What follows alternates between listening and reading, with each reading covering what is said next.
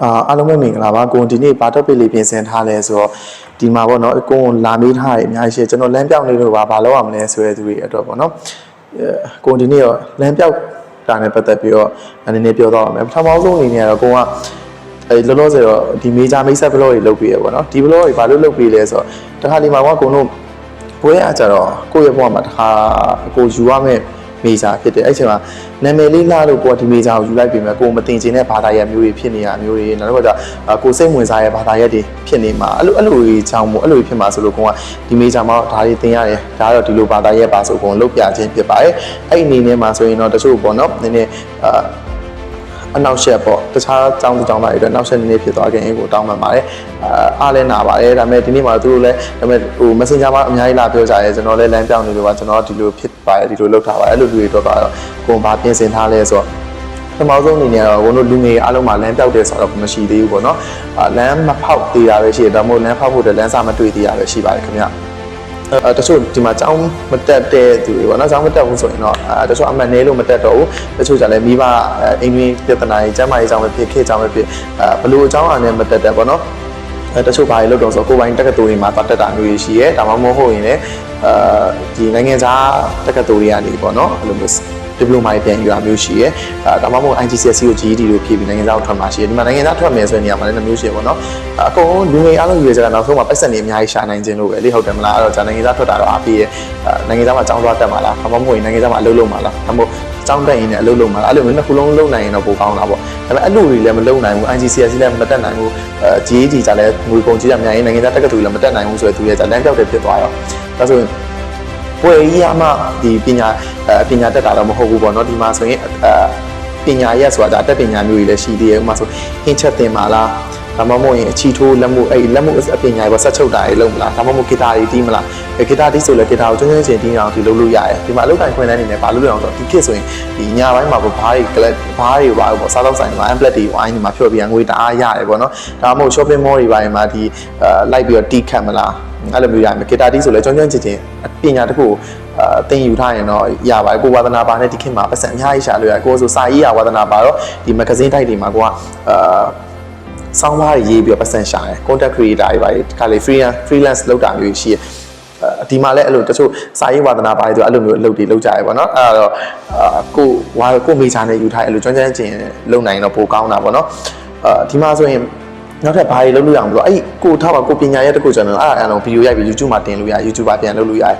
YouTuber ဆိုတော့အဲ့တော့ YouTuber ဆိုတဲ့နေရာမှာလည်းကျွန်တော်ကတော့နာမည်မကြည့်ရင်ဘယ်လိုလုပ်မလဲမဆိုင်ဘူးအဲ့ကိုအဓိကပုံမှန်လေးလုပ်သွားလိုရတယ်ပေါ့နော်ကိုဆိုစလိုက်တော့ကို YouTube စဖွင့်တော့ဆိုရင် subscriber 9ယောက်လောက်အဲ့ရနေမှာတပြေးလုံးလုံးနေကိုတစ်နေ့ပြေးလောက်မှာ90 900အဲ့လိုမျိုးဖြစ်လာ view တွေဆိုလဲအစား20 30နေခုနောက်ပိုင်းဆို300ရတယ်ပါအဲ့လိုမျိုး900 600 1000အဲ့လိုမျိုးဖြစ်လာပြီပေါ့နော်ဒီကစလုပ်ရဲကိုတတိပဲလိုအပ်တယ်ပြီးရင်တော့သူ view တွေကများသွားလိမ့်မယ်ကိုယ့်ရဲ့ကိုအောင်မြင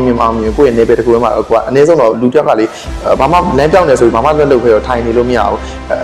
ကျမ်းမာရေးအကြောင်းပြုလို့မရဘူးဘာအရာမှအကြောင်းပြုလို့မရဘူးကိုတခြားပေါ့ကိုဒါကြီးကိုရှောင်းနေတယ်ဆိုဒီရှောင်းတဲ့တခြားလမ်းကနေကိုစူးစမ်းနေတာကိုစူးစမ်းမယ်ဒါမှကိုတိုးတက်မယ်ပေါ့နော်နောက်တစ်ခုပေါင်းဆိုဘာသာစကားပေါ့ဒါလူငယ်တွေအတွက်ကတော့မရှိမဖြစ်လိုအပ်တာဒီမှာတရုတ် basic ထိုင်း basic ဆိုတာမျိုးမဟုတ်ဘဲနဲ့ကိုကျွမ်းကျင်တဲ့ဘာသာကိုအတက်နိုင်ဆုံးသင်ယူလို့ရမယ်အဲ့တော့ဘာသာစကားတစ်ခုကိုကျွမ်းကျင်တက်မြောက်တဲ့နေရာမှာလည်းကိုကခက်ကိုလိုက်ရမယ်ကိုယ့်ရဲ့နိုင်ငံအခြေအနေကိုကြည့်ရမယ်ငါနိုင်ငံအခြေအနေရဲ့ဥပဒေရဲ့ဘယ်လိုဖြစ်နေပြီဘာလို့ဆိုတော့ငါဒီဘာသာရေးတင်မှာဒီနိုင်ငံကိုထွက်လို့မရခဲ့ရင်ရောဆိုအဲ့လိုစိတ်တွေမပြောင်းကိုပြည်တွင်းမှာတော့ပြန်အသုံးချလို့မဲ့ဘာသာရေးမျိုးကိုပို့ပြီးတင်ကြားတင်တယ်ပေါ့ဒီအိန္ဒိယနိုင်ငံရဲ့ဘာသာစကားကိုတင်ကြားတင်တယ်ဒါမှကိုချေကျော်လက်ချော်ဖြစ်ခဲ့သည်ဆိုတော့ဒီနိုင်ငံမှာပြန်လှုပ်ရှားလို့ရအောင်ဆရာအဖြစ်ပြန်လို့ဟုတ်တယ်မလားအဲ့လိုမျိုးရအောင်လို့ပါ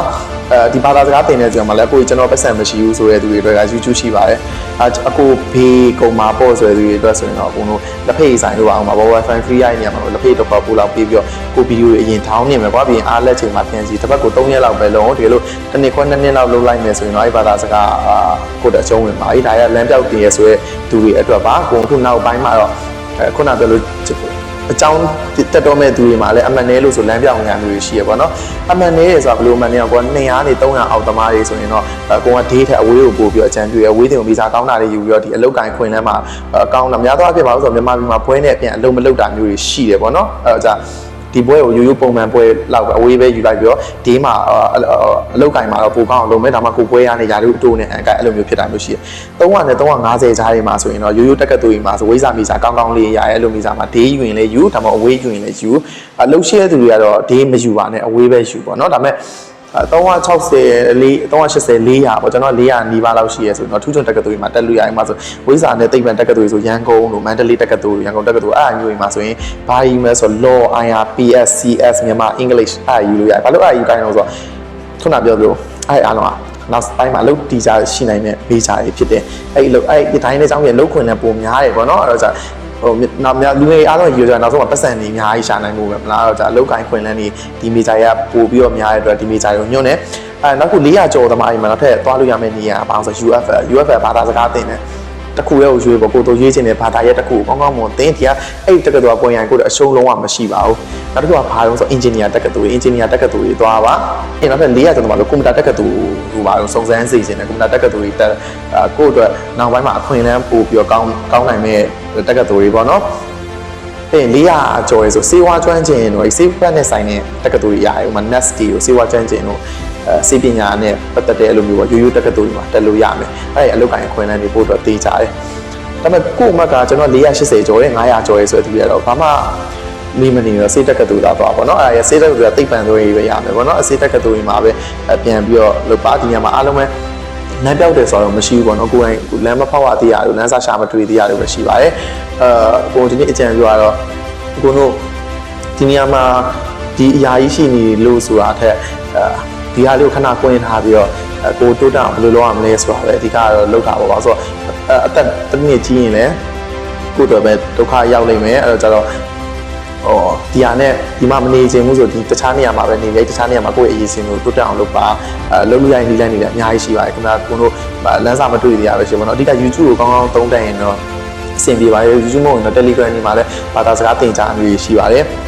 ဒါတော့အကုန်လုံးကိုယ် Messenger မှာအများကြီးလာမေးတာရင်လည်းပျောက်လို့ဆိုပြီးလို့မျိုးကိုအဲ့ကြောင့်မို့တက်နိုင်တဲ့များလေး sharing လုပ်ပြရပါကကိုယ်သိတဲ့နယ်ပယ်ပေါ့နော်ဒါမှမဟုတ်ကိုယ်သိရဲ့ပတ်စံရနိုင်လောက်မဲ့နယ်ပယ်ကိုကိုပြောပြပေးထားပြပါတယ်ပြီးတော့ကိုယ်ဒီမှာ request တစ်ခုလုပ်ချင်တာကိုယ် Messenger ကနေပေါ့နော်အများကြီးမေးရကိုမဖြေနိုင်တာလည်းတောင်းပန်ပါတယ်ဘာလို့ဆိုကိုယ်ကဒီလိုမျိုးဒီမှာအများကြီးပဲအဲ့ဒီအကုန်လုံးကိုယ်တကယ်စားပြန်မှုလည်းမဖြစ်နိုင်ဘူးကိုယ်လည်းကိုယ်တခြားမှာကိုယ်မှာလည်းအလုပ်တွေဟိုရှိရပေါ့နော်ကိုယ်ပါတိုင်းလုပ်နေရလေးရှိတော့အဲ့ဒီလည်းလက်စားတက်ရသေးလို့ပါအဲ့တော့ကိုယ်အဲ့အရာတွေမဖြေချားနိုင်ပြီးရပေါ့ချစ်ဟိုတောင်းပန်ပါတယ်ပြောကြဒီမှာဆိုကိုယ်တခုcomment တစ်ခုမှာမေးထားရပေါ့နော်ကျွန်တော်အနုပညာဝါသနာပါတော့အဲ့ဒါနဲ့ပတ်သက်တဲ့တက္ကသိုလ်ပေါ့နော်ကိုယ်အဲ့ဒါလေးလည်းနောက်ပိုင်းမှာ sharing လုပ်ပြပါမယ်ခင်ဗျာကျေးဇူးများကြီးတင်ပါတယ်အားလုံးအဆင်ပြေကြပါစေလမ်းတွေလည်းတွေ့နိုင်ပါစေ